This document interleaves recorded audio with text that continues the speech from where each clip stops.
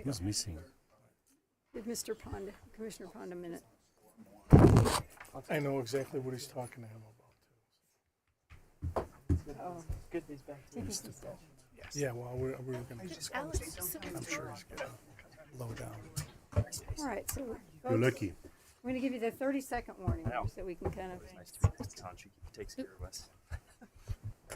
get settled and get started, right? We're on. Ooh. I had quite a day today.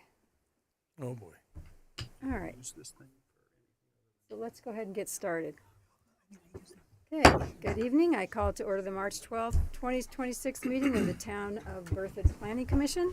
It's tradition of the Planning Commission to say the Pledge of Allegiance.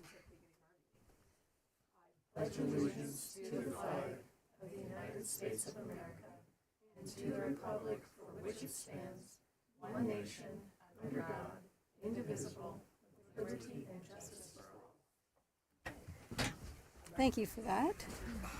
So No, you do it. at this time, Ms. Monzo, will you please call the roll of the Berthoud Planning Commission? Commissioner Hoffmans, Here. Commissioner Sigmund, Here. Commissioner Pond, Here. Commissioner Filio, Here. Commissioner Semadalis, Here. Vice Chair Smith, Here. Chair Anderson. Here. Thank you. All right, so let's turn to the February 26th meeting minutes before us. Actually, they were in our packets for review. Are there any questions or changes, commissioners? Nope. Questions or changes? Okay. If not, then I would entertain a motion to approve the minutes. I move to approve the minutes. Commissioner Semadalis makes the motion. Do we have a second? I second. Commissioner Huffman seconds the motion. So with that, all those in favor, please vote aye. Aye. Aye. Nays, abstentions. All right, so the minutes are approved. All right, so we have one item for public hearing tonight. Let me provide the procedural background. I don't think we have anybody who in the audience, so we won't go through the entire procedural background. But let's just say that the Planning Commission, our members, Planning Commission members are volunteers and residents of Berthoud. Our duty is to review the information materials provided, hear public testimony, and then discuss the matters before us as they comply with the Land Use Code review procedures. In doing so, note that the code and other regulatory prescriptions provide certain criteria for approval that we must consider. All right. As stated, we have one item for public hearing. So we will, staff will make a presentation, and then after that presentation, the public hearing will be open. And then once the public hearing is closed, we will deliberate.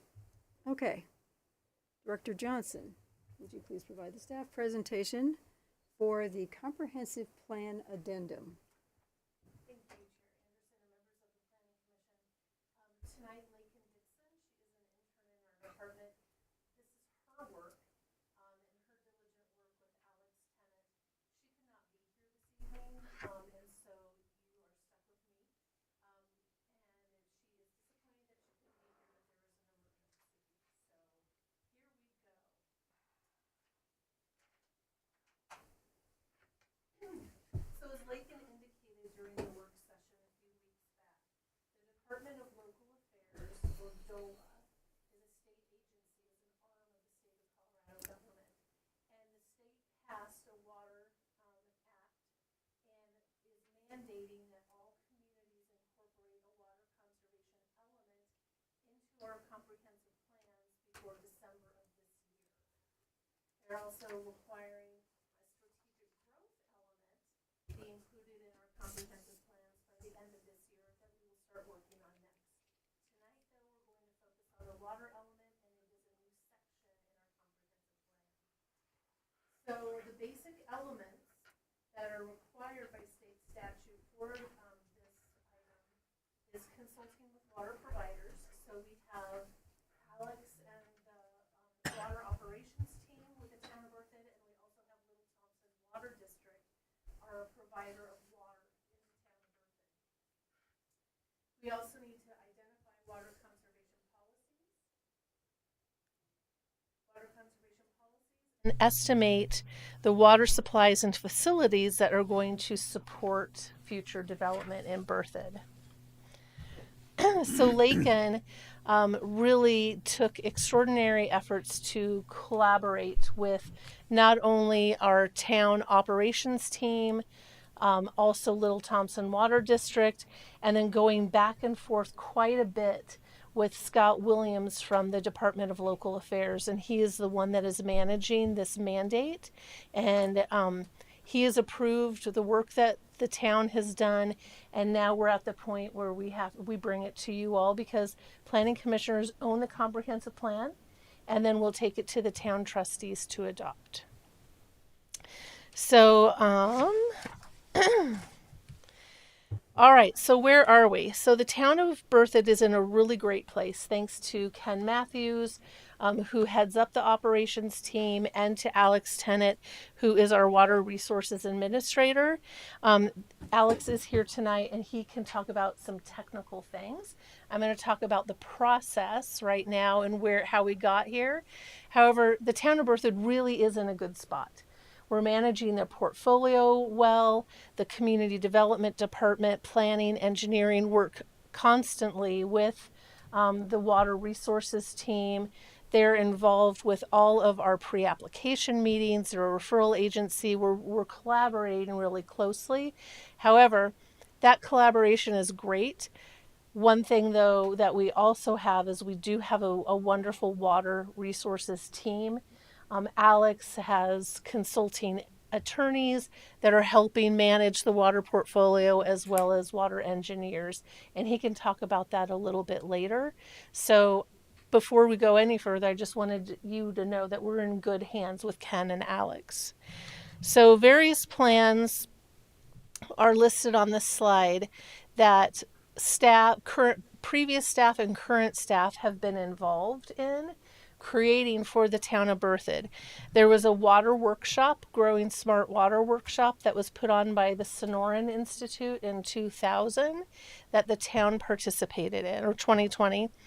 Then the comprehensive plan already talks a little bit about water conservation. It doesn't go this far. Then the 2021 open space plan. Lakin also took a look at the 2020 City of Evans Community Master Plan, and that's one that DOLA actually recommended that she follow that template. And then the 2023 Water and Wastewater Master Plan that has been recently done, and then Alex and then Marie Mitchell are finishing up the amendments to the water efficiency plan right now as well. So rather than create redundancies, we went ahead and we're referencing the water efficiency plan quite often in this report card format that you'll see, the action plan. And we wanted to work closely because the majority of this implementation will be on Alex and his team's shoulders. We didn't want to dictate what they needed to do without their input. So we started off looking at all these sections, all these codes, what had been done in the past, and then what we need to do to comply with what the state is requiring of us. So this is an outline of what was produced. We have the water conservation policies. Of course, we have principles, goals, and strategies. Then we're taking a look at water supplies and facilities by balancing that future growth, current water supplies, reliability, future needs, and then the projected demands. And where we landed up then with our planning principles. And if I don't know if Lakin's watching or not online, but she did an awesome job with leaving good notes for us. So rather than go into the details of the plan, which you all received a draft format a couple weeks ago, very minor tweaks, spelling, word phrasing, but nothing substantive have been made since the draft was presented to you. Alex and I thought that we'd just share what the action plan says, because this really gets to the heart of what do we think is important for the town of Berthoud. And again, this has been vetted with the state as well. So I don't know, Alex, if you want to sit there and talk or you want to come up here and talk. Okay. But we've placed each of the goals and strategies of the of the plan into this format, which you're familiar seeing this format with the comprehensive plan and other plans. So we just wanted to put it in a familiar format for you. And do you want to walk through? Sure. All right. Go through. Yep. As Ann said, I'm Alex Tennant, Water Resources Administrator. I've been with the town for almost a year now. April of 2025 is when I began, and I came from the city of Greeley, so I have, I was doing very similar work when I was over there, and I've been able to take some of the kind of the big city ideas and bring them to the town and morph it into kind of a smaller, more local feel, and working with Lakin has been great to put this action plan in place. So we'll just start. I'll go through each of the achievable goals, and we can. I'll stop in between for questions from all of you, and then we can move through it fairly quickly. So the first one is going to be for the action plan implementation report card, measurement and management. Achievable goals: conduct annual water loss audit. So AWWA, which I believe is American Water Works Association. They have a standard, they call it the M36 audit. I don't know exactly what M36 means, but the state has kind of adopted it as a standard, I guess a report card or just kind of an analysis within the system. It allows cities and towns and different water providers just to look at the amount of water that, essentially the water that comes in and the water that goes out and how it's used in between. A lot of it is looking into kind of how do we look at valves and pumps and pipelines, and it gets pretty detailed. The town does a pretty good job. You look at report cards for when I did it with the city of Greeley, a perfect utility is essentially unachievable, but they try to make it a really high standard so that everyone can continue to improve their system. So this was started in 2023. It's not a requirement by the state, but it's just a suggested guide for everyone to go through and fill out. Do any of you have any questions? So what exactly is the audit? Is it more of a operational type thing? Is it quality of water? What exactly? I know you talked a little bit about valves, ins and outs. Yeah. But is that really what it is? It's the process of coming in and then going out and how it's handled. Does it encompass testing to say that whatever water came in, it was tested for potable, treated water, tested, any of that? I guess I'm just trying to understand what's audited. No, great question. I had a similar question, if we can answer it at the same time. Yeah. Is it more of a capacity audit? Do we have the appropriate capacity for where we are right now? Both great questions. I was assuming it's more of a leak detection. What percentage of the water are we losing within our system? Essentially, yeah. It's just it's not a qualitative or water quality assessment. That's the CDPHE. There's a lot of very stringent rules and regulations that the town and every utility has to follow. This is like you said, it's just more of a quantitative look, looking for leaks. All of our valves and meters, are we testing them? Are we aware of the system? How does the GIS and the mapping look? And for the most part, the town does a pretty good job and always improving. I got brought on for more of the legal side and water rights and acquisitions in the water resources and looking ahead at supplies, but we did hire a water operations manager in 2025 in September, October. His name is Tyler Carpenter. He came from the town of Johnstown, and he's done a great job kind of building the team up to not just keep the water flowing in a safe and efficient way, but to tackle some of these big projects and look ahead at how we can improve the system. So that's a big piece of it. And just kind of looking at, essentially it's just what goes in and what comes out, right. What all the maintenance and the upkeep is in between. It's More of a mostly the- maintenance audit. Well, to your point, Yeah. it's leak detection, right? I It's mean, I leak read detection. that, but Mm-hmm. I was wondering if there was anything else encompassed in that, or is it just, to me, it's like operational, right? Yep. Pipes coming in, valves, whatever, pumps, all that kind of stuff. Right. Going It's out. more the transport of the water instead of the quality of it. Yep, exactly. There's a lot of pipelines throughout the town, and you need to interject. Go finish. Yeah, and so it's just making sure that all the maintenance is being done, and you know, and looking at the transmission that comes out of the treatment plant, and then all the distribution lines that, you know, are the, you know, kind of as it gets pared down, and from, you know, the 30-inch, 24-inch down to, you know, a 3/4-inch tap going into the homes. Does And it I- at all? Go I'm ahead. Does it at all look at then, does our infrastructure still meet what our demand is? It does. One of the big, you know, pieces and action items as we get further down is our treatment plant capacity and increasing that. That is a, you know, it's not undersized. We're reaching capacity, but, you know, there's plans in place, and you know, new development helps the utilities a lot, because there's often like undersized. Say an undersized sewer pipe in a certain area of town. Well, if there's development coming in, then they can, you know, upsize that to, you know, to bring all of the current flow and then additional flow that would need. So so that's something that we keep a good eye on, and in our GIS we have a whole kind of you know, health of the system, so to speak. What percentage water loss did we see in our last report?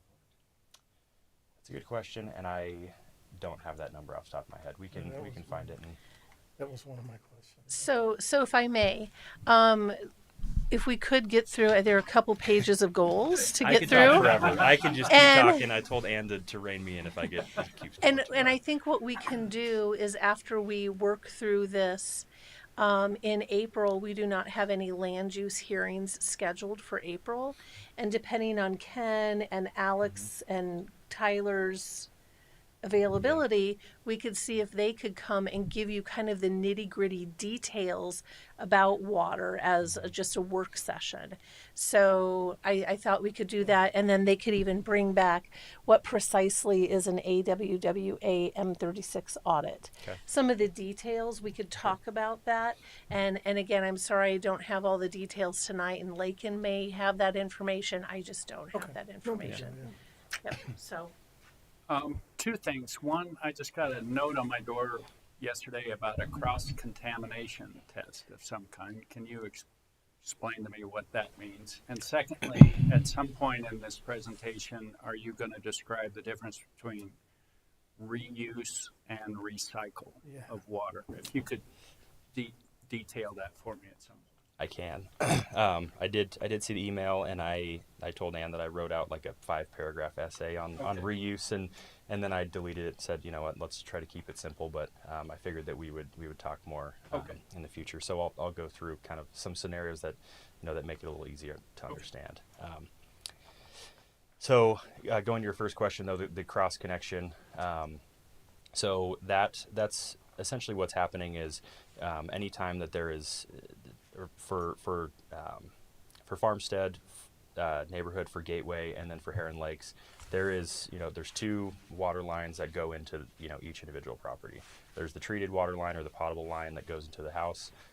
There's also, you know, the water spigots on the outside of the house, and then there's the non-pot line, which is untreated water that will go and connect directly into your sprinkler system. What can happen at times, and, you know, sometimes it's you know, intentional, sometimes it's unintentional, but with the cross connection, I'm trying to think the best way without getting too far into the weeds, but essentially some folks can, I guess they can take, you know, a hose off of their spigot and connect it into their sprinkler system, and at that point what you're doing is you're connecting the non-pot to the potable line.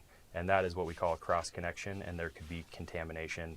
There could be a backflow event, a backflow of water, and there was a backflow event, I believe, in 2022 or 2023 in Gateway Park. You know, that was just there was a homeowner that I believe was on vacation. They had someone watching their house. They turned a valve thinking that they were shutting off water, and it ended up, you know, bringing in non-pot water. And I think the main issue that the town is concerned with, and everyone's concerned with, is non-pot has a higher pressure than the potable line, so that pushes water back and can, you know, push it like back into the main lines and get to, you know, other homes. So the good thing is that there's no non-pot water running right now. That's going to be mid to late May that it usually starts up. I can't remember how exactly the operations team was notified about the potential cross connection, but once they find one instance, then they have to go through the entire neighborhood and essentially canvass the neighborhood and go in and inspect, leave a door hanger, or hopefully everyone's home that they can talk through the process, and then go in and. Did the same thing in Farmstead last year. Yep, same thing. Went to every house. Mm-hmm. And the situation is that when there are neighborhoods that are on a non-potable system, there shouldn't be irrigation happening during the off season. So when we recognize that there's irrigation going on in Heron Lakes or Farmstead, Fickle Farms, where we know that there is a non-potable system, and we see irrigation happening in February because it's dry, we want to take care of our landscaping, then we know that there's a potential for cross-contamination that's happened because you shouldn't be irrigating when you are on a non-potable system with your potable line. Thank you. Yep. Okay. Thank All you. right, next. Okay, next. So the next achievable goal is to improve data and refine water management, granularity, normalization, demand profiles, and communication options. So this goal is achieved by installing AMI, or advanced metering infrastructure. Essentially, what this is taking in, they call them smart meters, or not necessarily smart meters, but it's bringing in a system that can. Sometimes we have to install new meters onto to homes or to businesses or to areas of the town, but a lot of times I think they can just change what's called the endpoint. So not the meter, not the structure of your water meter, but just there's like a little endpoint that can be read through a signal, and that shows your water use for the month. But to make it simple, AMI, you can read water down to the day, or even like the hour, or depending at different timestamp in between. And so the big benefit for the town and for the public is, instead of waiting for your next water bill to realize that you used 10,000 extra gallons and your bill is $150 more than you thought it was, it's a way for the town to, there's certain checks within a dashboard that can show like, oh, there's been a meter that's been running constant for more than 6 hours or 12 or whatever the time. It can, there's a lot of technology involved, and so it's a way that staff can look and reach out to a homeowner and say, hey, we think we have a leak.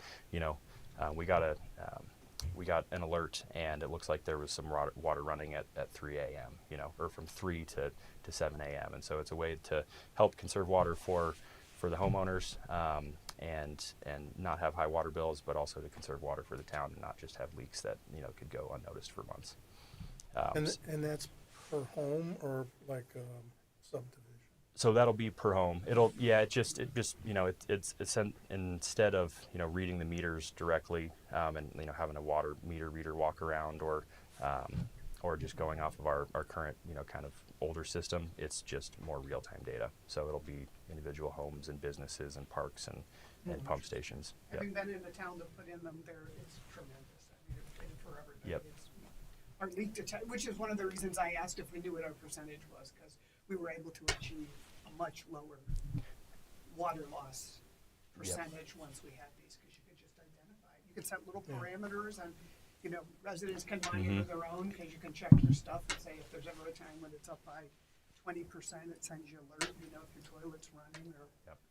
So the town, this is throughout the whole town right now, you have this technology? We do not. So it's out for bid right now. I think they're selecting a contractor. I don't know the names of the contractors, but that should be something that will be started in 2026. I would assume completed in 2027 or so. But yeah, that will be townwide. Okay. So the next topic is sustainable and efficient operations. The achievable goal is to implement water efficiency in current and future public spaces. So the first goal here is to plan to implement water conservation and efficiency projects in town parks and facilities as demonstration areas as well as functional areas. So this is part of the water efficiency plan. A lot of this is going to be work that Public Works and the park staff and forestry all kind of combines and works together with water utilities. You've probably heard about the Arboretum. You know, that's one of the, you know, kind of efficient uses. It's got, you know, different land use types and conservation tactics that the town and all of the residents and public, they can come and see. And one thing within some of the town parks that we're trying to work on is a regional non-pot pump station, so that we can get a lot of the parks off of treated water and get non-pot water fed to them. That helps the treatment plants, and especially in the summertime in the high peak. And then, you know, that it helps with, you know, just for bluegrass and making it look nice and green. But then there's also, I think, I don't know any initiatives off the top of my head, but there's been, you know, kind of internal discussions for, you know, how can we pull some of that bluegrass and make it more of a native, you know, make the park still look nice, but, you know, install more of a native feel that doesn't require as much water. So there's more. I don't have a copy of the water efficiency plan. I think there's some more information there, but and we can follow up later. But that's definitely one of the goals that utilities is working with parks and public works staff. The next is develop a communications plan regarding the benefits of water efficiency and water-wise landscaping options. Also part of the water efficiency plan that is currently we're working for 2026. That is also mostly going to be housed under water utilities.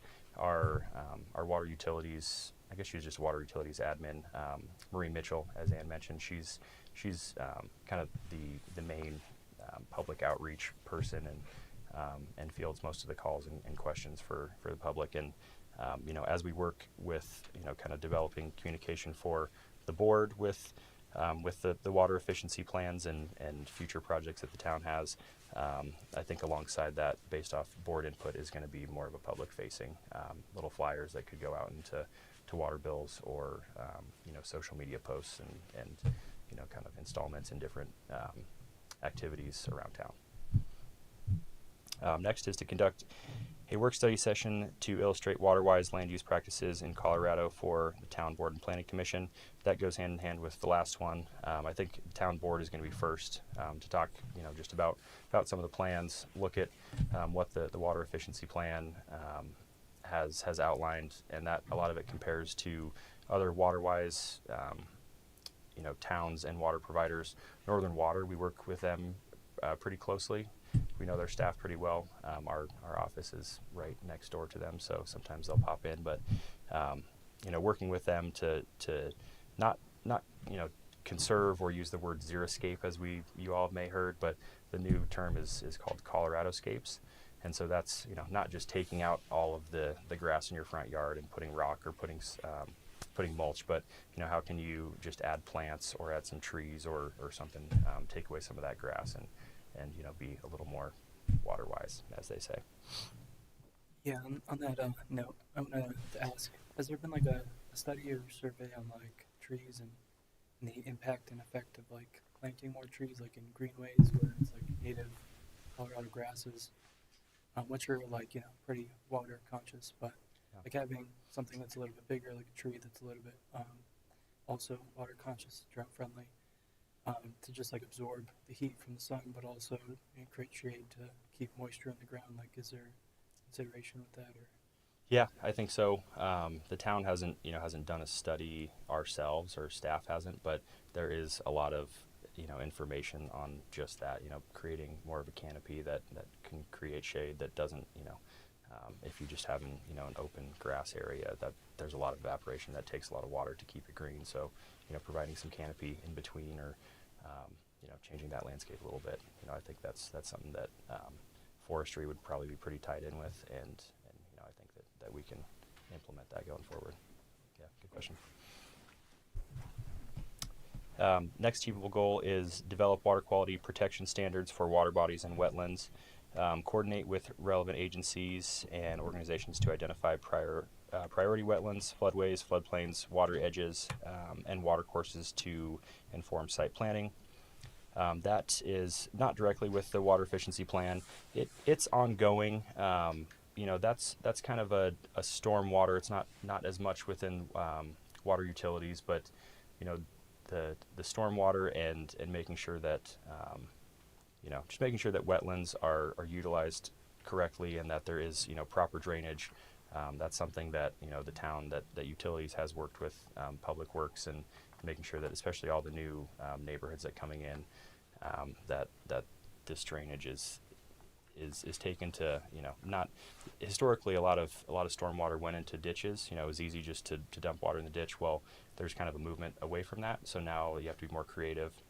There is some a water quality component to it, so with that trying to use some of that stormwater that may have just gone essentially to waste in the past. How can we kind of use it as like a quote unquote gray water, with whether it's some infiltration that helps with the water quality. It doesn't, it's not just impervious surface and potential chemicals. So there's a lot that goes into it. We haven't looked into specifics, but it's definitely something that is on the priority list going forward. And we didn't put a timeline, but it's just something that's ongoing and also with state and federal regulations that also pushes some of the planning and process for staff.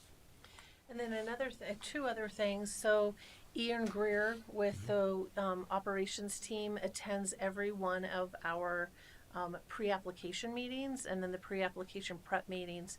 He works with the water operations team, is aware of capacity issues, and then Danny Buendia is working on an overall town stormwater management plan. And so that is, he's received the RFPs, he'll be reviewing that. And then in our last code amendment, the town trustees actually upped the buffer around critical wildlife habitat areas and critical areas such as floodways, floodplains, wetlands from 150 feet to 300 feet. So all future development that contains that type of component has to maintain a buffer so there's no building in that area.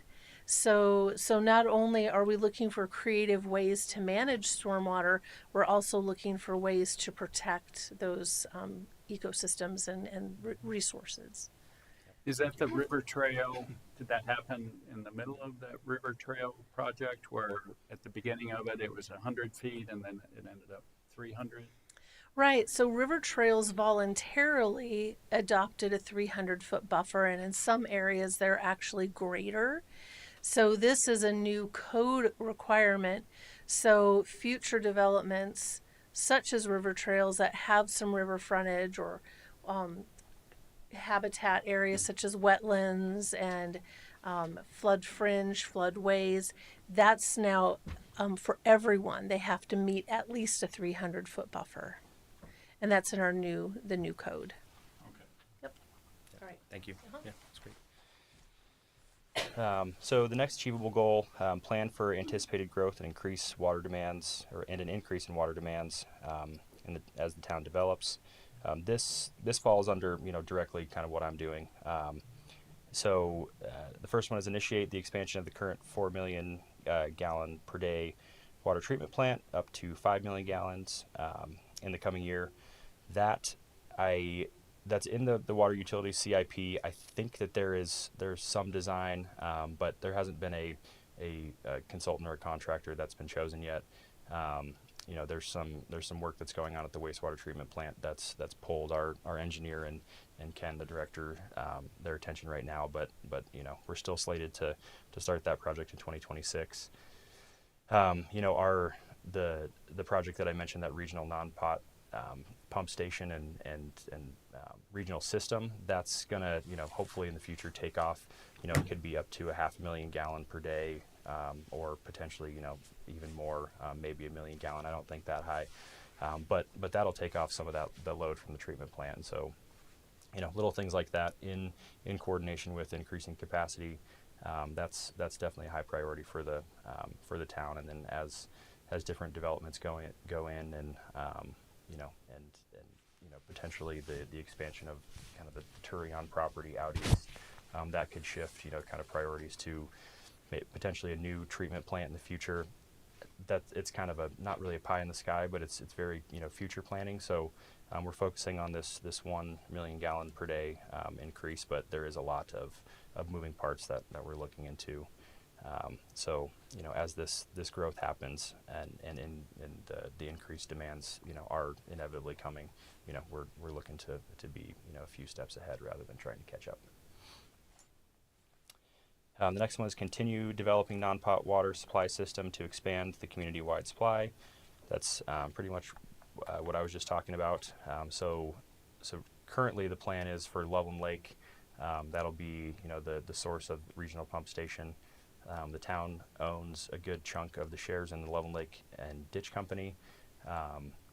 And with that, the preliminary plans is to put, right away it would be easy to tie in the rec center and Wagner Farm Park, the Arboretum when it's built out, potentially even Richardson Park. So there's some key and some high priorities right off the bat.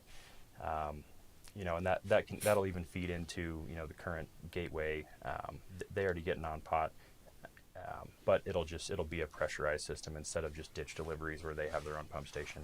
It'll all just be pressurized from our own central pump station, and it can just push it out. And so, as we expand in future years, it can incorporate like Roberts Lake Park or Town Park, or the high school and elementary schools and middle school. So, we've got big plans. It's going to take years, but that's something that as current development and Legacy Park development's a big piece of that. They have, an interest to work to, they have a good amount of non-pot need. And so that's one of their priorities is to work with the town. So as these different projects keep moving, that's one of those easily achievable, or so we think easily achievable non-pot expansion, which will then in turn help the treatment plant. Any questions on that? I was talking for a while. Another just general question. When there's a storm in this town, which isn't that often, where does the stormwater go to? Do we end up using that water in any way, shape, or form from stormwater?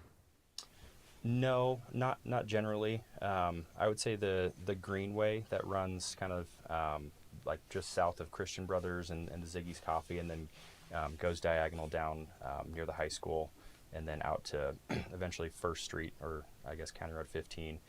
That is like the main kind of collector of the the central part of town. That all flows back to the Little Thompson. But I think the other piece is there is and I don't know if I'm saying this right, but the sanitary sewer, there is the stormwater that could eventually there is release back to to the river and the stream, but some of that does potentially get treated at the wastewater plant. I don't think there's that much, and I shouldn't speak for our engineer. I know that she'd probably be kicking me right now for saying the sanitary sewer, which I don't fully understand. However, most of that is just taken, it's all concentrated into certain areas, and then it usually just makes its way back to the river. So essentially, the whole town of Berthoud throws away all of its stormwater whenever there's excess water on the streets or anywhere else. I mean, technically, yes. However, if you talk to the Division of Water Resources with the state, they would say that, like historically, that water, even before the town, that water would run off into the streams. And so if the town were to capture all of that, then it would, injure the river and downstream users. So it's there. I guess you could consider it kind of a waters of the state where, stormwater, you can have a water barrel in your, in your backyard. But the runoff into the streets that used to go into ditches, but now the state what they would like to see is if there is new or newer stormwater structures that release into ditch systems and ditch companies, then they need to be releasing that back to the river. A lot of it is there's just so much development along the South Platte and all of the tributaries, the Big Thompson, Poudre, St. Vrain, and Boulder Creek that. There's if everyone were to capture, you think of Berthoud as, it's kind of a waste if we let it all go. But if every single city were to capture that, then there would be a lot, a pretty big shortage of water in the river that normally It just would seems reach. like we're in an endless loop of buying more water shares from ditch companies and then throwing away all our excess water back into the ditch company. Some of that's a That's- legal issue because Yeah. Colorado has compacts with Nebraska and Kansas that water in the rivers actually have to be delivered to Nebraska and Kansas. And so if we're trapping all of that water might not belong to us. That water could actually be part of water rights that are in ditches or in other bodies of water for holding. So water rights in Colorado is very difficult, and I don't think legally we can capture and hold that water. So that might be a great question. Maybe Pete can even come. Yeah. And Pete Johnson is our water attorney and can come and explain water law. It just seems like this is gonna be more and more intense of an issue as time goes on when water is such a scarce resource that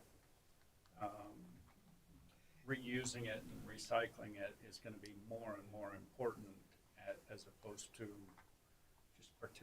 just letting it all run out the back door, I guess. I think it is, but that's why it's mostly handled at the state issue. Everybody can't, Yeah, everybody yeah. grabs their share. It's a really complex thing that gets managed by the state Yeah. and multiple states and pacts that go back hundreds of years, so. Yeah, you can't Yep. even with a plot. Like It's not capture. something locally we're able to, we can't, Okay, so, I so, mean, that's I think Yeah. the big answer is we don't have the Yeah. ability to do it. You know, like with our ditch shares, when a town purchases water shares, or even with I guess when a town purchases water shares and then changes it through water court for Right. municipal use, that property is has to be dried up, so to speak, so that you can never irrigate with that source of water.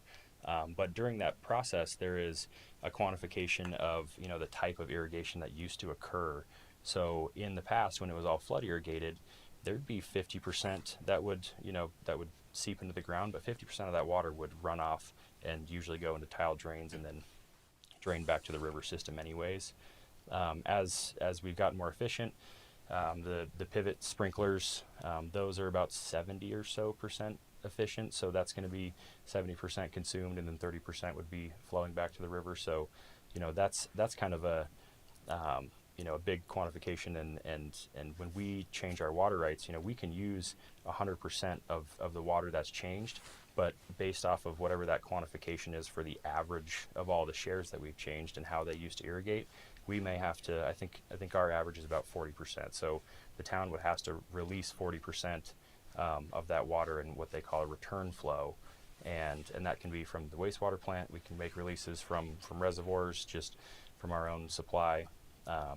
But that kind of aligns with what you're saying, that there is a lot of water that returns that you would think would be legally available to a shareholder or an owner of a water right, but in order to keep those river systems and to keep the interstate compacts, the South Platte Compact with Nebraska, and then the Colorado River Compact is a very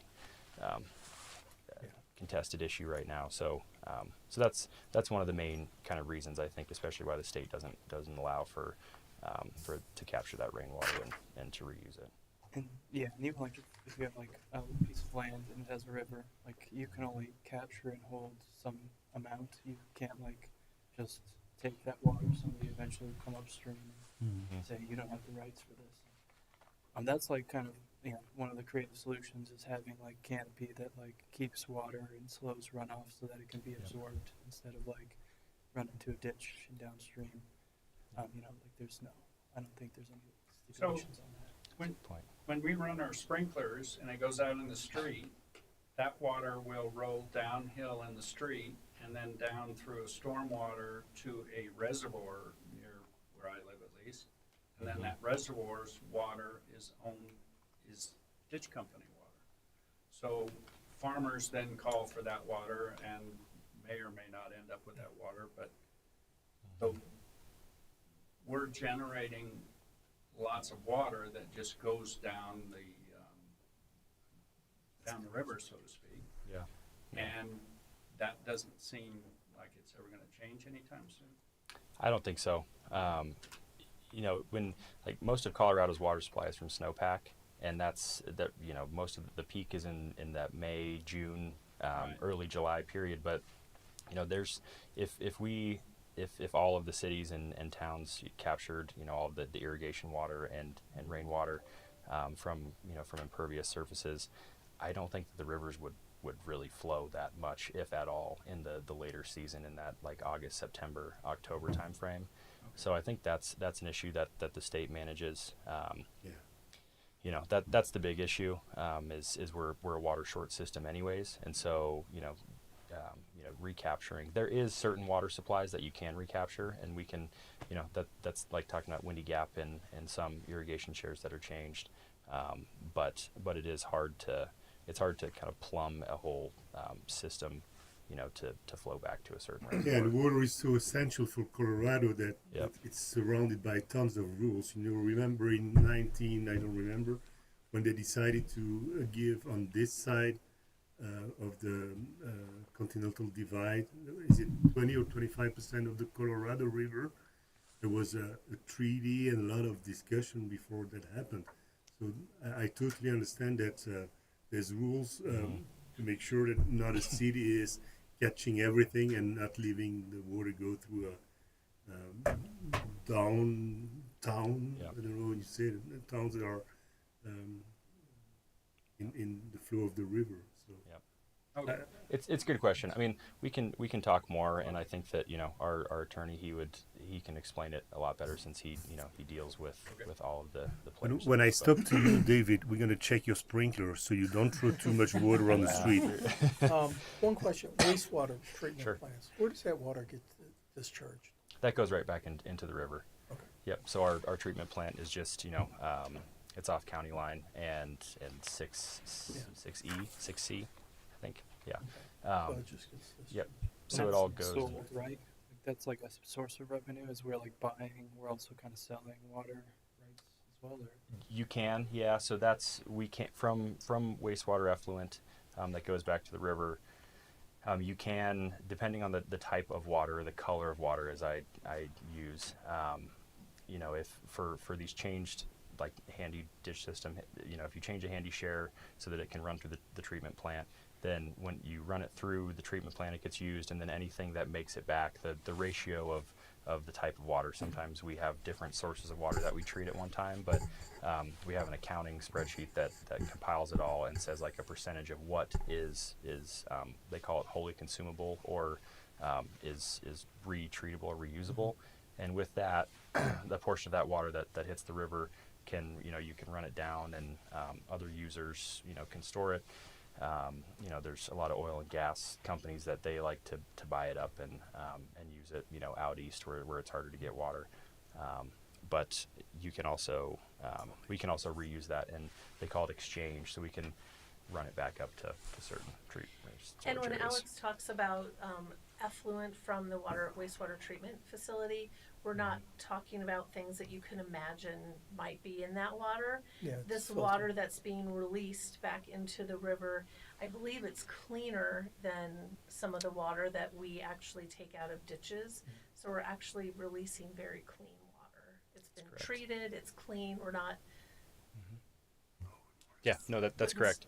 Sanitary sewer water right into Yeah, it's a good point. You know, a lot of regulations with wastewater is about, they call it like a dilution factor.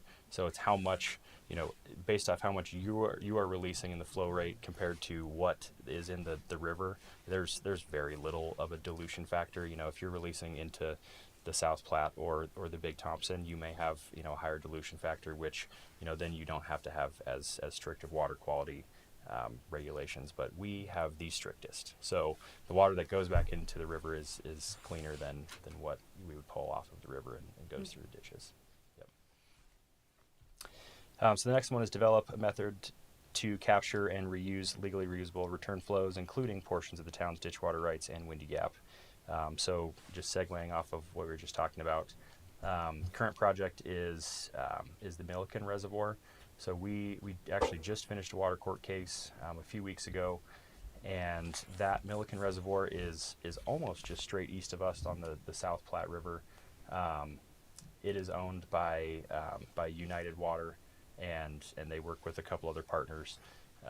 in the area to, for storage. But essentially what it is, it's a way that we can, as the water leaves our treatment plant, we don't have any reservoirs or buckets or anywhere to store that water that can be reused. And so that's a place once it's fully developed. They're mining it out right now. A lot of the South Platte it's like a gravel company will come in and mine out the gravel and sell it off and be able to use it for roads or construction. And then what's left over, they slurry wall it. And so they'll go on kind of the outside in a bowl shape, and then they take it's like bentonite clay and water mixture, and they'll inject it into the ground. So it essentially it makes that reservoir disconnected from the river system. So it's not going to leach, and you're not going to get any groundwater, either leaching in or leaching out. So that's what's eventually going to happen with Pelican Reservoir. Still being mined out, and there's pieces or portions that we can save it. But that once it's stored there, that we'll just use the Windy Gap water.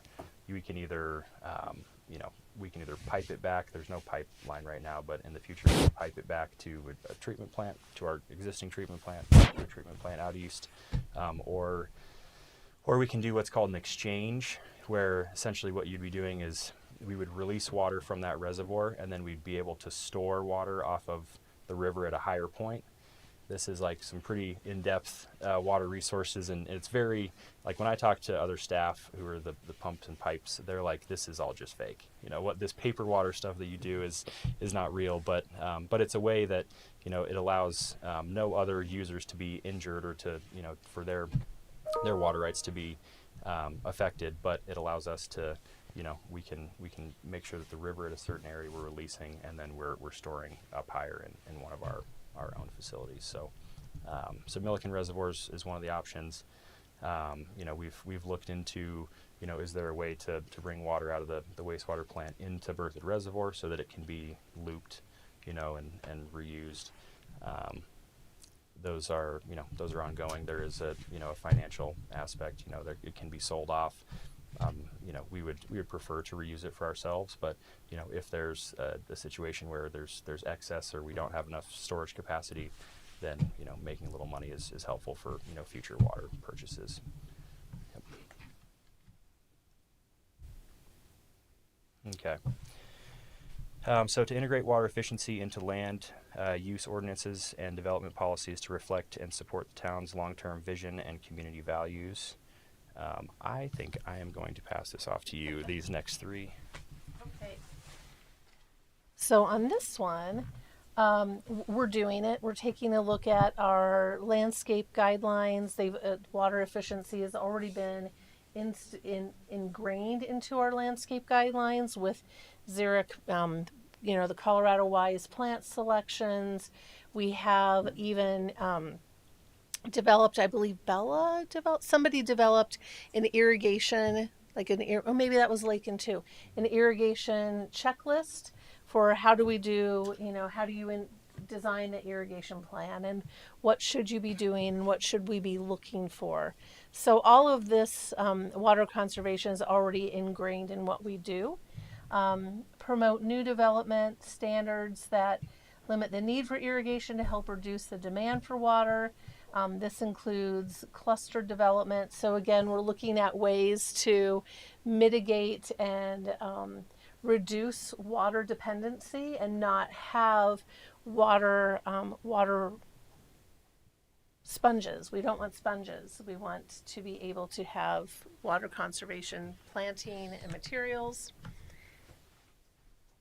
As part of the development process, do you review the CC&Rs, and then when does that take place? We do not review covenants at all. Because some of the covenants require a certain percentage of lawn and irrigation systems and things like that. And that doesn't seem to be, the homeowners there don't have any rights to not put in all this lawn and irrigation. Right. That's So something the town has looked at. So we do not. However, in we do not regulate what's happening on the individual lots themselves.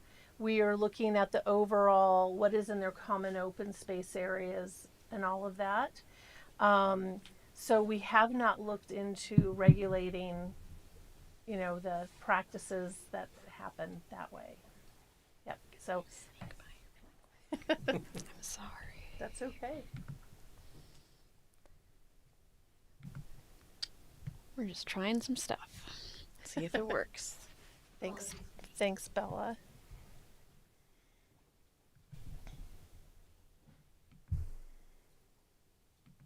Ooh. Yay. Thank you for your patience. Okay. And then execute workshops around building codes that educate builders, developers, landscapers, and encourage the landscape certification program offered by Northern Water. Currently, we're not doing that. However, we do host 3 B4s a year, and that's Berthoud Builder Breakfast Burrito Session. And we also offer education to, we require maintenance plans with subdivisions and site plans. We require everybody has to adhere to our landscape guidelines, which again, that is for the overall subdivision. There is a statement and references in those landscape guidelines that they were intended to also be used by the public and individual lot owners when they are designing their lot landscaping. It's just that the town has taken a step saying that we're not going to regulate what's happening, and we hope that developments will continue with that thread. So if Stacy or Commissioner Sigmund, if you know of places that have mandated, we can have a side conversation about that. So yes, we will have workshops. Stephanie Horvath puts out a lot of information about water-wise gardening and Resource Central and the garden in the box idea. All of those are water savings promotions that we do. So we do a little bit of it. We're just not, completely hardcore yet. So the next one there is promoting sharing. Go ahead. Now, not joking, I'm thinking about that, but it's not a joke. You're gonna think it's a joke, but having a team in the town that you can call to help adjusting your sprinklers, because no joke. I mean, when you walk, you see a lot of water going away, just because the sprinklers are not the correct ones or used properly. Would that be because I'm sure the town can save a lot of money out of that. Yeah, so the town belongs to the organization called Resource Central, and through Resource Central, people can call in, I believe, for water audits. Yeah, I did one. I live just north of Berthoud Elementary. I did a water audit through Resource Central probably 3 years ago, and it was very helpful. They can, you turn on your sprinkler system and they have like these little kind of rain cups or so, and they'll spread them throughout your yard in kind of an even area, and they can see, how your sprinkler system works, what areas are getting more water, what's less, how can you adjust them. Okay, so that's a service that's provided by the town. So the town partners with Resource Central. I believe you can get a free water audit. They'll give you a report. Okay. They look at your sprinkler heads. They told me that mine they're probably put in the 80s when my house was built. They're like that. I think this is the original sprinkler system, which is not very efficient. So I've replaced a few of the heads, and it has helped my water bill in those summer months. So Thank you. yeah. We can get that information to you. Yep. We'll Thank send you. it out to you all. So the next piece is promote sharing rights for agricultural purposes, retain water rights on conserved lands through alternative transfer methods, water sharing agreements, or other methods. So this has been discussed a lot in different conferences that I've gone to. There's South Platte Forum or Water Resources conferences. The idea of alternative transfer methods or water sharing. The base idea that folks have come up with, that it's been difficult to implement, but it's the idea that a town can own, we'll buy water shares off of a farm.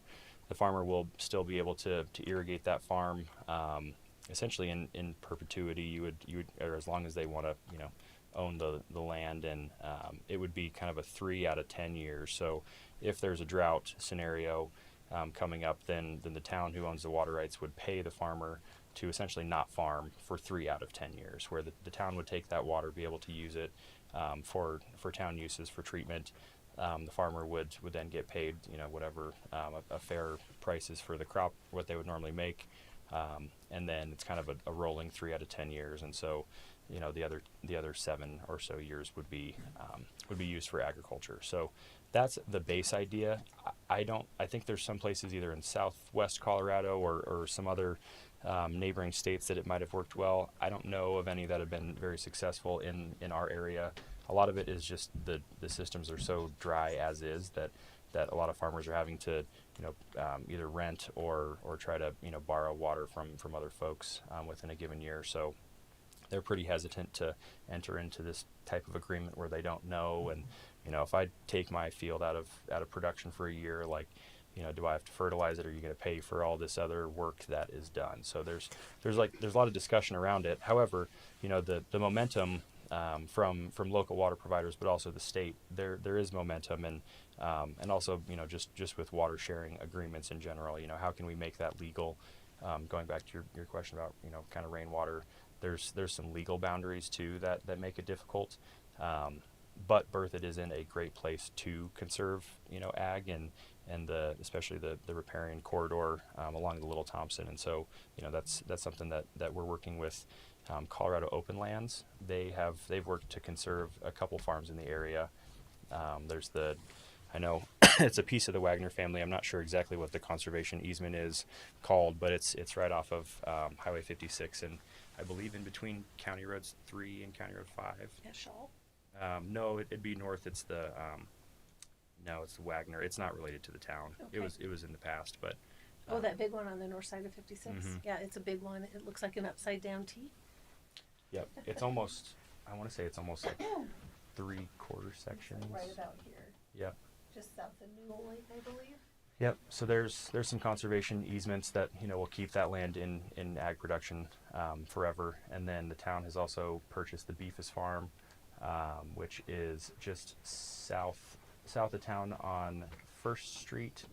Yep, right there. So the north side of the Beefus Farm is going to become river trails, and then the south side of the river, that's going to be in production agriculture for forever, and then just east of that, other way. Yep. Right in that area is the I believe the Lewis Heritage Farm, and that's owned by the Colorado FFA Foundation. So they have a tenant farmer that's out there who used to farm the land or has farmed the land for forever, and so he's still out there, and we work with him to maintain ditches and just keep water delivery infrastructure alive. So the water sharing sometimes is difficult to go back and forth between ag and municipal, but just the continued, it kind of goes into point number 16, the continue to work with ditch companies and irrigation companies to maintain effective operations. A lot of it is just as the town grows into these ag areas, making sure that during the development review process that these old ditches are either relocated, sometimes they're piped, sometimes they're moved, but still preserving the ability to move water to other shareholders and the town for future non-PI use. And then, as Alex mentioned, we did receive a grant from Great Outdoors Colorado, or GOCO, and then as well as the Colorado Water Conservation Board. And Carmen Farmer is an attorney and a conservation easement expert in the area. She's with Colorado Open Lands, and she is working with engineering companies to help us. Really, it's goals 14, 15, and 16 to help come up with a plan to not only preserve the land and also keep the water with the land and work with those agricultural landowners all along the Little Thompson River, because we realize that it's very important to get water back into that river for just the health of the town. So we are working on a master plan, and then I'll put a plug in that's will be presented some of the concepts of what we're working on and why we're preserving that Little Thompson River corridor on March 30th right here at 6 o'clock, I believe, 6:30. All right. Yeah, thanks. Some of the other ways that we can work with the ag community is, we talk about purchasing water for future, for drought supplies or for future development. A some of these supplies, if they're unchanged ditch shares, we don't have necessarily a use for them at the time, or we purchase them for some non-pot use. Sometimes we rent the shares back to the ditch company, and then they can distribute it back to the other shareholders. But there's also the ability to, to release some water into the river just to keep the Little Thompson flowing. It's a small. It is a river, but it's more of a creek at times, and some places it's only 3 or 4 or 5 feet wide. So, working with Colorado Open Lands and the rest of the Little Thompson Corridor group, how can we kind of increase the flow? Whether that's some of those return flows that we're required to make, can we release a little bit higher instead of out of our treatment plant? What if we release it up west of 287? Is there a way to do that? So, so those are some of the things that we've been talking with the ditch companies. It helps them. A lot of the small laterals off of a ditch company, it gets pretty dry at the end, and so if you're the last farmer on the left, you may not, you may order 1 CFS or a certain amount, and you're not going to get that much. So if we can, work with them and release water and help our needs as well as help their needs, it can keep folks and doing a lot better with their ag and just whatever they need to do. So. Continuing to work on that, continuing to evaluate and expand on our drought supplies. And then going to the last section, this is to ensure the comprehensive plan update addresses land use policies impacting water demand. The first one is the next comprehensive plan will update, or the next comprehensive plan update will contain water inclusive elements and ensure water demand and supply are considered in land use plans. I think this addendum is just the start, and as we work in the next comprehensive plan, we're going to have more resources and more updated information of our system.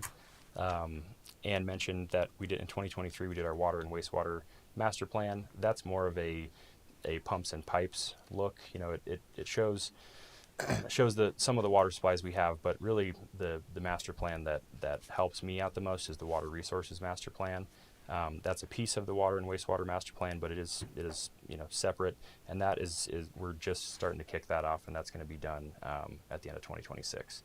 So that's going to look at all of our supplies, all the future supplies. There's a lot of different projects and ideas that are being thrown around within the northern Colorado region. So it's going to be looking at those and giving us a little roadmap on how we can purchase more water. That may isn't as easy as just getting handy shares as they come available, which are becoming less and less. So so that will be in the next comprehensive plan. The next one is to continue to protect and enhance existing waterways, lakes, rivers, riparian corridors, and floodplains. We kind of talked about that with stormwater, but also Ann mentioned that with Colorado Open Lands and the GOCO and Colorado Water Conservation Board funding. And just in general with all staff and departments, making sure that we're really the riparian corridor, protecting that 300-foot buffer, as well as just looking at different waterways. How can we maintain our lakes and reservoirs that the town owns and that we're a shareholder in? How can we make sure that those are that we're maintaining them? We're doing as much of the rehab that we need to do. There's a lot of grants out there. Grant funding is kind of up and down depending on the year, but there is a good amount of funding for small, ag and reservoir projects.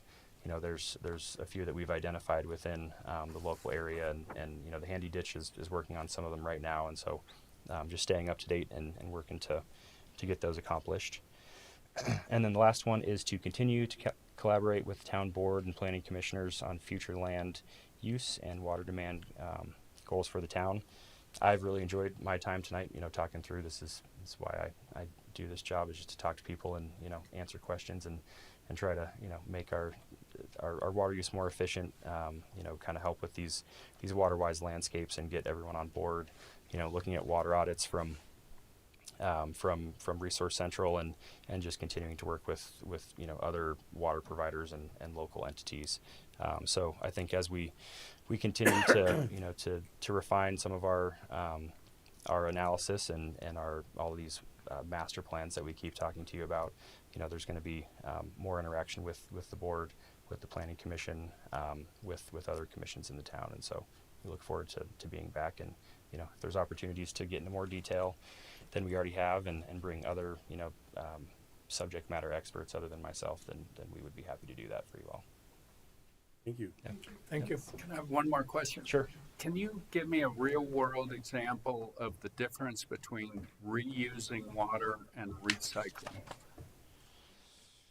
That's a good question. Reusing. So there is the two types. There's like direct potable reuse and indirect potable reuse. Those are the two like keywords that are being thrown around right now. Indirect reuse would be, you know, if we have our wastewater effluent goes into the river and or it goes into a pipe, and we will pipe it right back up to Berthoud Reservoir. It then sits in an open water body, and then we treat it. That would be indirect. Direct would be taking that pipe and running it right into the treatment plant.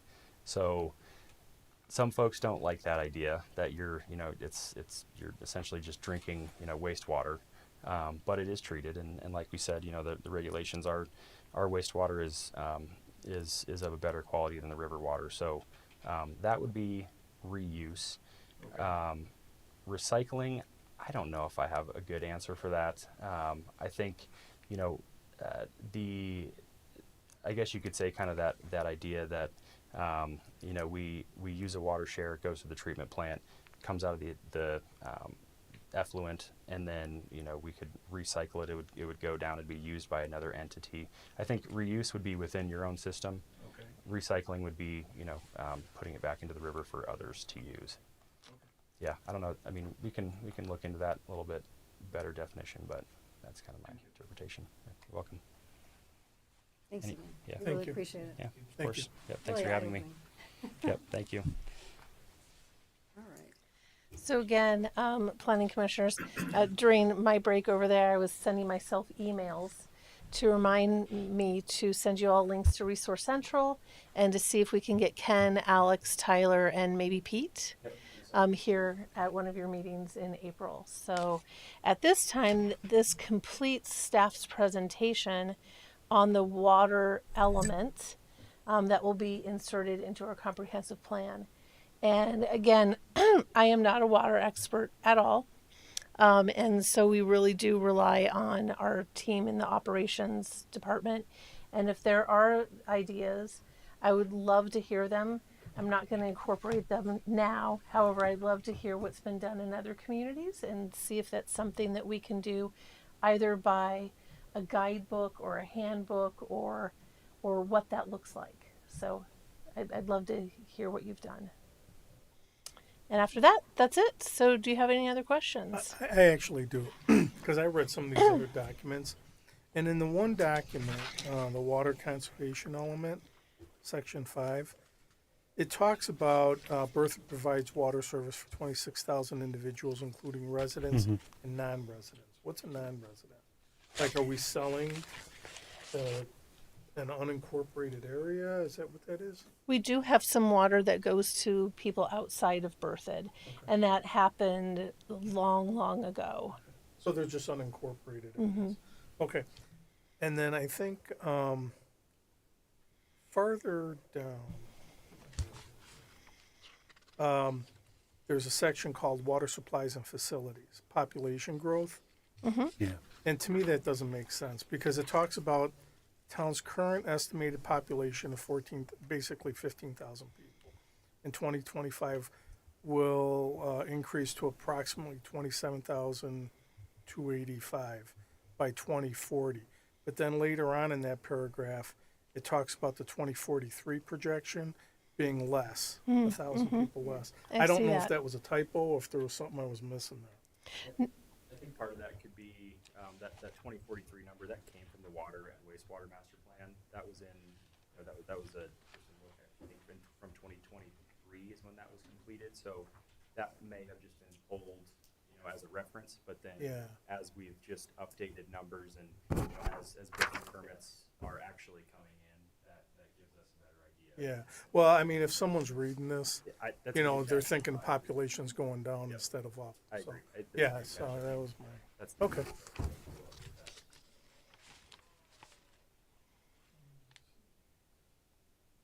I guess it's all annotated.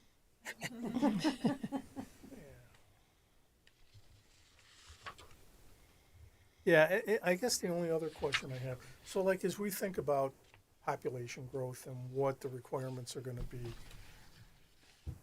as we have to go out and buy these water shares, does it make sense to start buying them now if the town has the funding to do it and then just sell the water off? Because my understanding is those water units, if, you know, whatever the rates are, just keep going up. They'll never come down.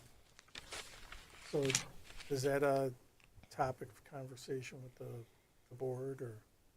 Yeah, I mean, there is a portion of the water fund is for water purchases. And that, like you said, it's you know, like if there's ever any handy shares that are up for sale, we try to, Okay. you know, be in the running no matter, you know, as long as we can afford it, you know, it's a great Okay. resource. It's, you know, it's essentially we call it plug and play. You know, we can use it, we're within the handy service area, so we can just use it for non-pot water, or we can, you know, rent it back to the company for X amount of years Right. until we change it. You know, that's a great, that's our number one resource that we try to acquire. But we've had a lot of meetings with different entities. There's, you know, you've probably heard about the non-tributary groundwater up by the state line. There's the Terry Bison Ranch.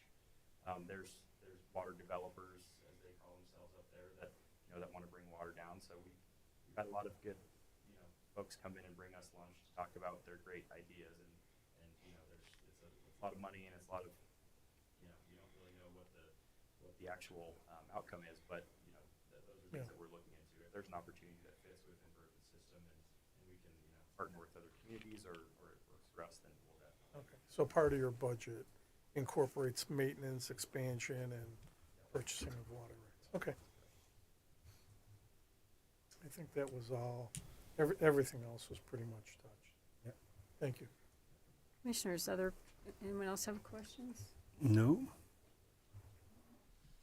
Okay, then with that, thank you, staff, we appreciate that presentation. With that, I am going to open the public hearing. If you'd like to speak, please come to the podium and state your name and address. There is no one, so with that, I will close the public hearing. Okay, commissioners, discussion, deliberation with regard to the addendum, water element? No, just to thank you again to staff for all Yes, the thank work you. that went into this. I'm sorry Lakin couldn't be here, but express our gratitude to her as well, Yeah. please. Yeah, Very she- detailed and. She yeah. did all of Did the a great heavy job. lifting. This is her product with Alex. And so she will be here for the town trustees meeting to present that, and we'll make sure that she hears those good words.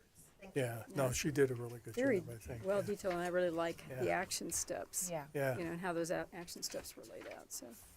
yeah, because it made it easy for us as we read through it to understand Yeah, what those steps are. It was pretty, I mean, there's some, you know, areas that you have to talk through, but it was pretty clear. she did a good job of that. All right, so then if we don't have any more discussion, I would entertain a motion. I make a motion to recommend to the town of trustees approval of the update to the 2021 comprehensive plan for the inclusion of a water conservation element as required under SB 24-174. So Commissioner Sigmund made the motion, do we have a second? I'll second. Commissioner Semadalis seconds. So, Ms. Monzo, would you please call the roll? Commissioner Pond, Yes. Commissioner Hoffmans, Yes. Commissioner Sigmund, Yes, Commissioner Semadalis, Yes, Commissioner Filio, Yes. Vice Chair Smith, Yes. Chair Anderson. Yes. So with that, the motion passes unanimously. And that takes us, thank you again. We appreciate it. And I know we're keeping you after hours, so we appreciate that too. All right, so that brings us to the reports by staff. So there was a land use hearing before the town trustees on Tuesday of this week. Tom, do you want to talk about that? Yeah, so that land use hearing was for the Heron Lakes 21st filing, which came to you guys, I think, actually just 2 weeks ago, I believe, the preliminary plat. So we moved it quite quickly onto Town Board of Trustees, and it was approved. They did take your recommendation of approval. wasn't a whole lot of discussion. Yeah. So it's nice, quick, and easy. Great. And then again, on the 30th, in this room, there will be an open house to talk about the work on preserving the Little Thompson corridor. And Chris Kirk and will be here, the town administrator, as well as Carmen Farmer from Colorado Open Lands, Larimer County Representative Megan Flanagan will also be here, and then staff.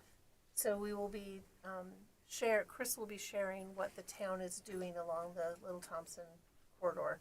So there will be just like open house style from 5:30 to 6, a formal presentation from 6 to 7, and then open house afterwards. And then I will be buying cookies, so there will be snacks. So when is that? The 30th? The 30th, Okay, at 5:30. 5:30 to 7:30. Yep. The formal presentation, the good stuff, will be from 6 to 7. Yeah, but the cookies will be. Yeah, cookies again, the day before. The cookies will be Yeah. gone by then. Yeah. So And they have Belgium chocolate in them. Yeah, I still have some. something like that. So right here on that Monday, and then on the 26th for Planning Commission, there will be a land use hearing. It will be for an annexation, zoning, neighborhood master plan, and a minor subdivision. You all are the last say on the minor subdivision. So that will be a big evening. There will be one presentation made, and then the multiple voting.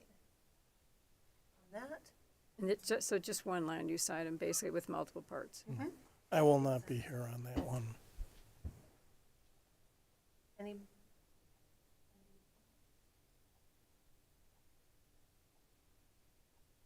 that completes staff's presentation. Oh, well, no, I take that back. We do not have any. We don't have any land use hearings in April scheduled, so I will see if the water team can come as early as either the 9th or the 23rd. And give a presentation. And we could have something on the 23rd yet. We just don't know what might be ready with the planning team. However, we are trying to encourage people to get their things stuff ready going. to There get you go. going. Yeah. And now I do believe, is there anything else, Ton or Bella, that you wanted to share? Oh, the art. I guess I could just provide a reminder to that our second visioning session, so for which will include the planning commission members and our town board members, will be next Wednesday, the 18th. So we did complete a staff visioning session this past week, and it went really well. It was a lot of fun, actually, very engaging. So we're looking forward. I'm really looking forward to this next meeting, just because it is our stakeholders in our community. So I think it'll be a lot of fun. So I'm looking forward to it. So we'll see you two on Wednesday. We'll expect a full report. Yeah. Thanks Yeah. for volunteering everyone for Yes. doing that. That's good. Sounds great. All right. So anything else from staff? Nothing else from staff. We have another announcement.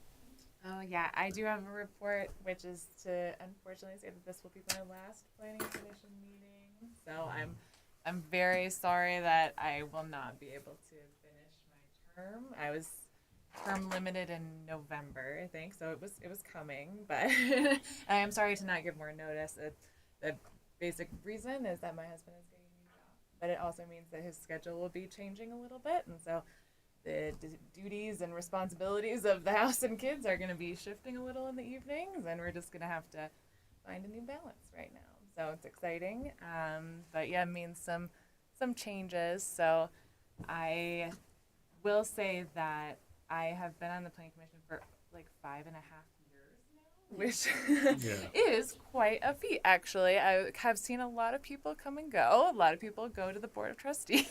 So I have really learned so much. I've seen a complete changeover in the staff that work with the planning commission, and it has been just such an honor to work with just such committed and dedicated and talented staff and incredible volunteers on the commission throughout the years. So I really have just personally gained so much out of this, not only with my connection to the town, but also just skills and learning about local government. And it really has just been such an enriching part of my life. And we are staying in Berthoud, so I do hope to see you all around and hope to kind of, rejoin my volunteer efforts at some point in the near future once we kind of find a new rhythm with Did you hear these that? changes. Yeah. Yeah. well. So start the clock and follow up with me in a year. So, but yeah. So thank you to everyone who has. Well, thank you for the 5.5 years. Yeah. And you have, ever since I've been on the commission, you've been on the commission, and I've always really appreciated your thoughtful approach, how discerning you are about the issues. It's just been a pleasure working with you. I've learned from you. Thank you for your time and your service. I think you've been very committed, done a wonderful job. Even I remember during COVID, you would even be on the phone with us, and you had just had a baby at the time. And I have had 2 babies over the course of this planning commission. Yeah, so they've grown I up remember with this the planning thing. commission, right? And I was just so impressed how that you stayed with it even during that time. So thank you. You're amazing, and we're going to miss you. Thank you. That means a lot. But doesn't mean we won't tap you to do something else. Yeah, right? yeah, So- I'll be around. So just gotta figure out Very the good. timing. Yeah. Thank you so much. Yeah. Yeah, you're Thanks, going to be everyone. missed, for sure. And Karen, are you moving on up as well? How How does that work? assuming I'm elected to the, Okay. assuming that I'm elected to the board, then I think the swearing in happens right at the board meeting on the 14th of April, right? So I'm still on the plan commission until I'm sworn into the board. And then, so yeah, at that point I would move. She's doing it the fun way. Some people just get appointed when someone leaves, but you get to do it the fun way. Yeah, something like that. Something like that. So depending on when the next planning commission meeting is, at the next planning commission meeting, we will need to add an agenda item to elect a new vice chair. And then depending on when the next meeting is in April, then we will need to elect a new Elect the chair. yeah. And depending on how the other positions fall, then we may have to elect others as well. So we'll do a special election next time for vice chair, and then another election in April for the chair and any others if And I'm guessing positions filling the shift. positions, the 2 positions wouldn't happen until probably sometime in May or June, because you have to advertise that they're open, right? And then, Well, I've already, I will be letting the clerk know on Monday of this change and hope that advertisement can happen ASAP because Quickly, we do okay. have an open position. And then hoping then that we'll get a lot of great candidates so that we can fill one right away until November, and then we can fill, and then after an appointment is made, then we could then interview and place another one right away so that we're not waiting, because we do have, crossing my fingers, lots of land use cases coming. and you need to have a quorum, so yeah. Yeah. Yeah. All right, makes sense. All right, Yep, but that's the plan. sounds good. Things change, right? It's life. Yep. Good luck with this next chapter. Thank you. Yes. Yeah. A lot of changes coming. That's exciting. Oh, I know I'm going to see you all summer long at whatever. Exactly. I'll see you every Saturday at the Yeah, at the farmer's market. market, you know? Yeah. Yeah. All right, so anything else anybody needs to announce or wants to talk about? Nobody else can go. That's right.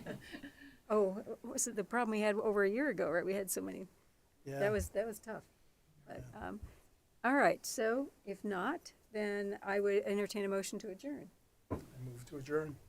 Commissioner Simadalis moves to adjourn. Do we have a second? Oh, I'll second my last act. Yay! Yay. Commissioner Smith Oh, seconds. you go All in favor, say aye. Aye. Thanks All right. again, everyone. We're gonna miss you, for sure. We will I'm miss gonna miss you. it See you. too. Yeah.